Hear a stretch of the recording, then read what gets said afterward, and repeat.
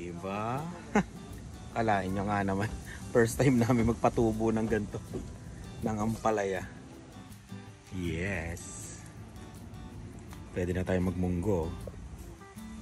Oh, Sunday. Oh, Monday. Oh, Tuesday. Oh,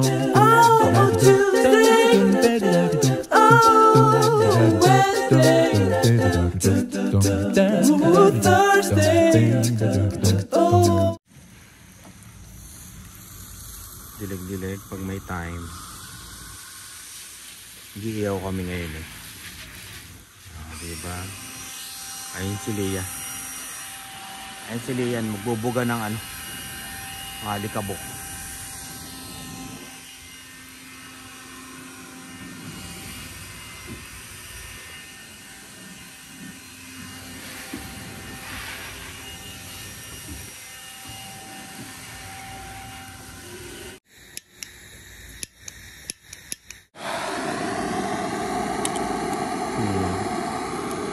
Para hindi tayo mahirapan magpabaga.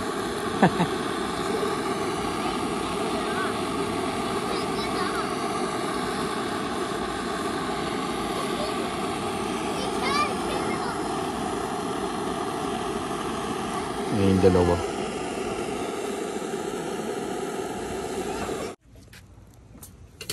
Yun. Bilis niyang bumaga, di ba? Ginamitan ko rin nito. Eto ang ginamit ko talaga. Ang lakas ng buga niya eh. Saglit lang eh. Hindi ko lang na-videoan eh. Yes. Push. Sige. Sige ka ah. Hala. Sige. Hala. Tumaob pa yung basurahan doon, no?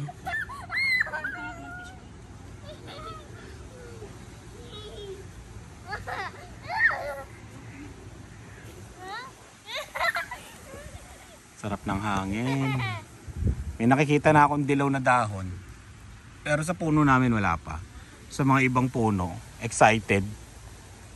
August pa lang eh. Gusto nang magdilaw.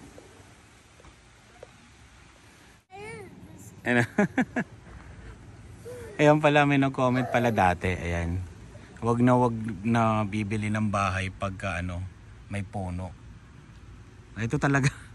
Itong bahay namin ng puro puno. Bilangin nyo, 1, 2, 3, 4, 5, 6, 7, 8, 9, 10. 10. Diba? 10 puno dito sa likod yan.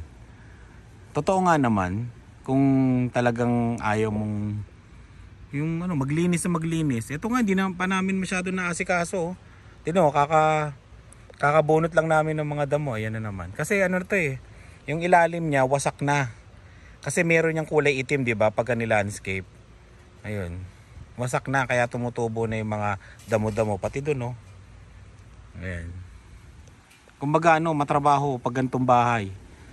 Kaya may nag-comment, wag na wag daw talagang bibili ng ganitong bahay. Totoo naman, kung talagang ayaw mo ng ano, trabaho. Ayan. Ano, Dilan? Ilagay mo na? Ay. Yung recipe na inaabangan nila sa last vlog, wala pa. Yung may ano ba? Sinigang. Yung may sinigang na ano, mix. Yun lang yung pang ano niya, marinade. Ay, yun nandun. Ayan. Pero ito ano to? Toyo to na may kakaiba. Papa? Parang wala yatang apoy. Nilagay mo lahat. Masiksik, mami. Papa? Huwag muna. Ayan, para makahinga siya. Mabilis lang naman yan. Yes. Walang hotdog na napalambot. Bukas sa next time na lang, okay? Ba't ganyan yung itsura mo? Pawis na pawis ka. Ito yung pang ano namin sa lamok. Yung thermacell. Mamaya pa kami magaganon. Nandyan lang yan. Medyo ano, talaga kung ano, kung ayaw nyo talaga ng trabaho, huwag kayong bibili talaga. Talaga matrabaho. Sobrang dami. Pero naman, ito lang ano niya. Yung kagandahan niya yan. Para kayong laging nasa park. Parang lagi kayo nasa camping. Pag ganito naman yung likod nyo. Yan. Kanya-kanya lang naman gusto yan, di ba? Yung ganyan. Ito lang kasi nakayanan ng budget namin. 205K yung bahay namin. Yan. Sa mga hindi nakakaalam, 205,000 to. Kaya mura lang kinuha namin kasi para hindi kami mahirapan sa pagbabayad.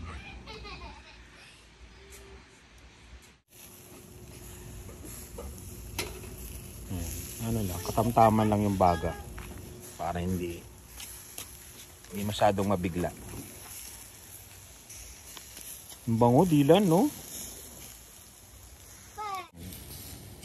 Ganyan lang.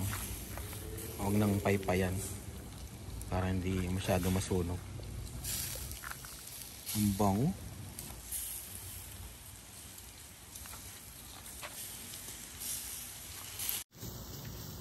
Ayan, ito na yung ano. Yung kulay puti na yan. Yan yung nakamarinate na ano. Na ano ba yun? Pangsigang lang. Sana masarap. Yung isa na yan, yun yung tiplado talaga. Ito first time.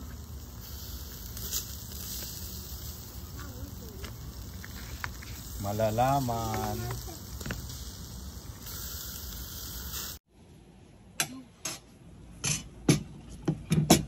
Iyon. Kain na.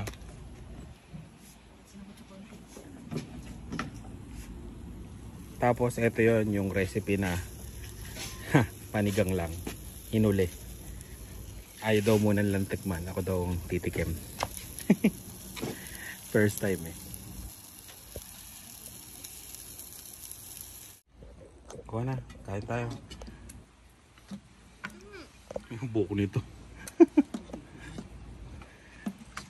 Kain. Yan. Gayat ko na tapos sa tikmang ko uli. Masarap siya, maasim-asim. Siyempre panigang, di ba? Pero masarap, kakaiba naman, kakaibang barbecue. Tinitikman ko na siya. Masarap siya. Maasim-asim siya kasi panigang nga, di ba? Pero ibang ano naman atake ng barbecue. Sarap. Ayan.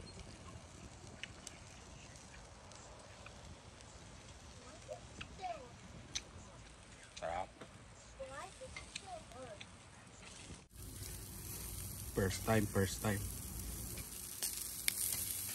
Okay pala siya, no? Okay din naman yung sa Facebook eh. Wala akong nilagay ah.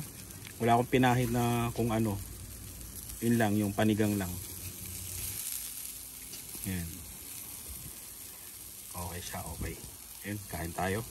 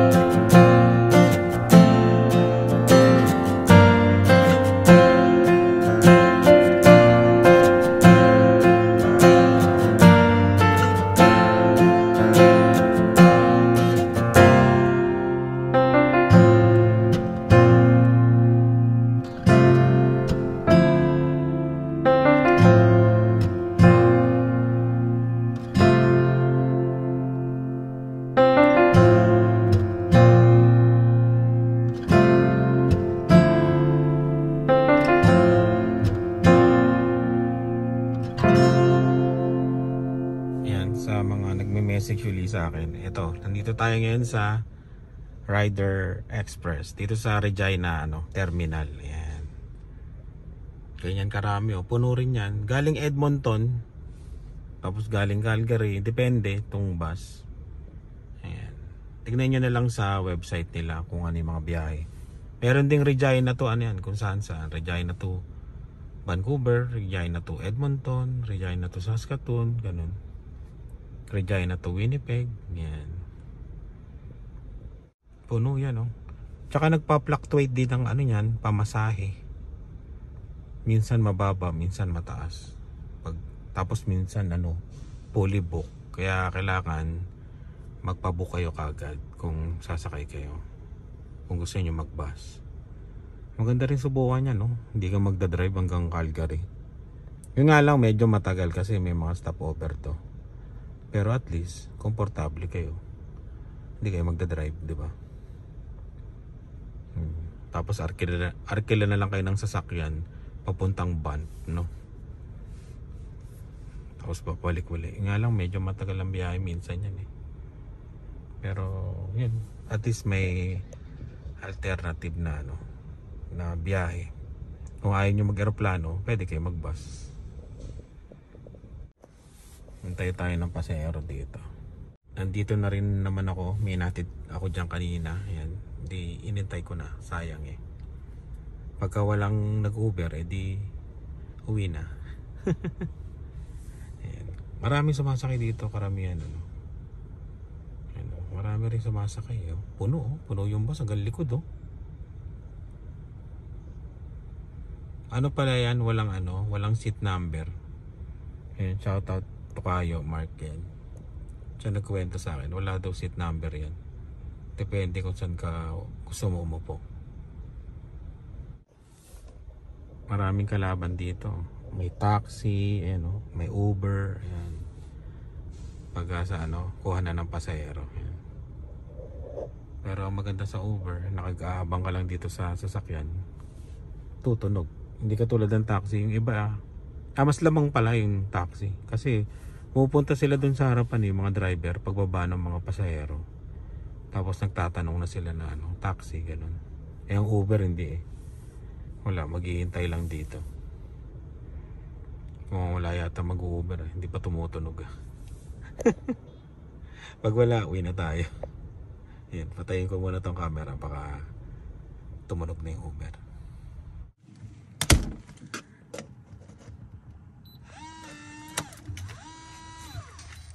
Yun. Makulimlim.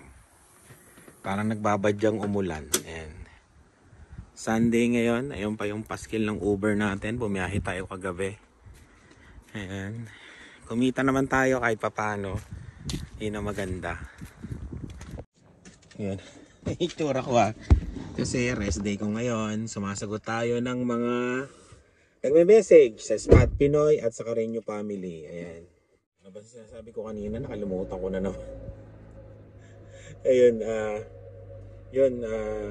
pagka rest day, doon tayo sumasagot ang mga question natin sa Spot Pinoy. Yan, mga nag-i-inquire tungkol sa t-shirt, tapos sa mga tanong, tapos sa mga interview, yan. Tapos sa Carreño Family, yung channel namin, yan. Sinasagot ko rin yung mga question, yan. Kaya minsan, pasensya na kung sobrang tagal, yan. Kasi, yun, medyo marami po akong ginagawa sa mga bagay-bagay. Pero, saan pa man wala, may sunflower na tumubo dun sa amin. Pakita ko mamaya pagdating namin. Ang kulit. Ligaw yan, ligaw na sunflower. Sunflower ba yan? Ba't maliit? Ayan. Hindi ko lang nakita yan. Ayun, yun. Mamaya papakita natin. Ayan. Tapos, ano pa ba? Yun.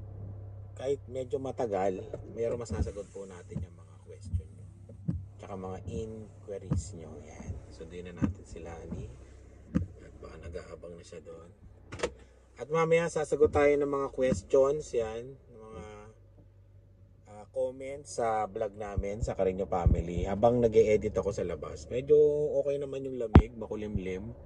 Tama-tama, kaya masarap doon tayo sa labas. Ayun. At doon din ako mag-e-edit yan. Medyo hindi ako nakapag-edit eh. Kasi nga bumiyahe tayo kahapon. Pero yun, mag-e-edit tayo. Medyo matagal yung i-edit natin. Hindi muna natin sila. Bili na nga ako ng ano dito. Nilalagay para yung camera doon. Pumunta kami ng Winners. Ayan. Saan na yung sila ni?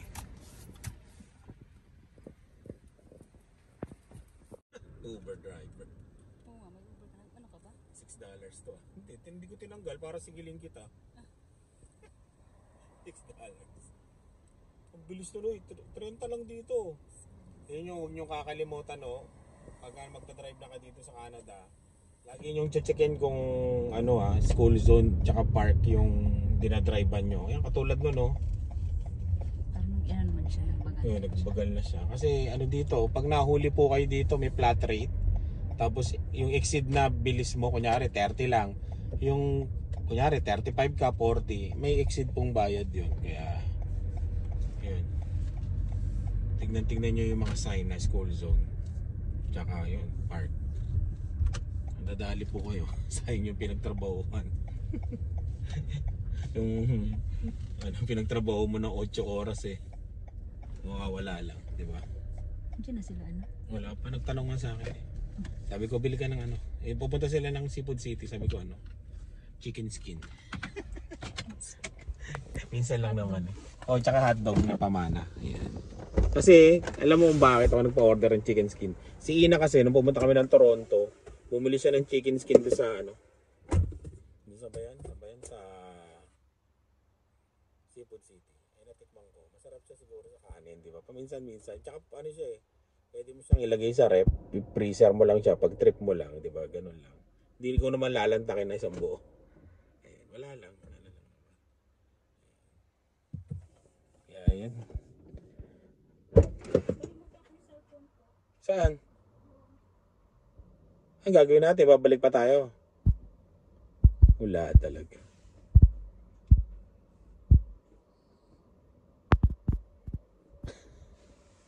Tignan nyo. Ulyahanin din. Lalo na ako, ulyahanin ako. Sa mga nagpapa-shoutout yan. Maaalala ko yung shoutout nyo pag mismong basa ko ng message tsaka pag during conversation natin. Pero minsan, pag during live tsaka itong vlog na yan, eh nakakalimutan ko na. Parang ngayon na naman may nagpa-shoutout. Kalimutan ko na naman. Ano ba pangalan nun? Kailangan meron na ako secretary eh, na ano, alam mo yun, nakadikit sa ano ko yung, sa ano ko yung ano, sa shoutout. Ayan.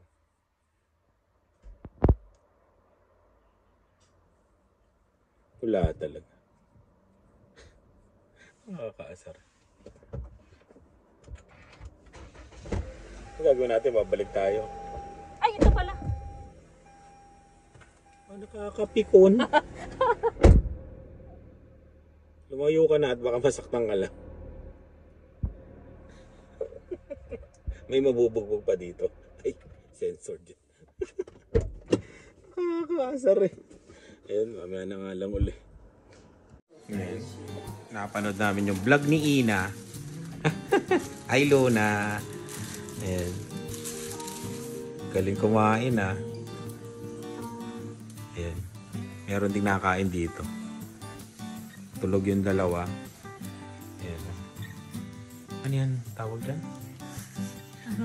Pati nga dito. Yung dalawa kasi, wow, pang mayaman. Ayan. Ha? Nagising na. Aba kasi mais. Ang favorite. Yun. Hinihintay nila tong mais. Hinihintay nila tong mais. Tapos chicken nuggets daw. Ayan. Merienda.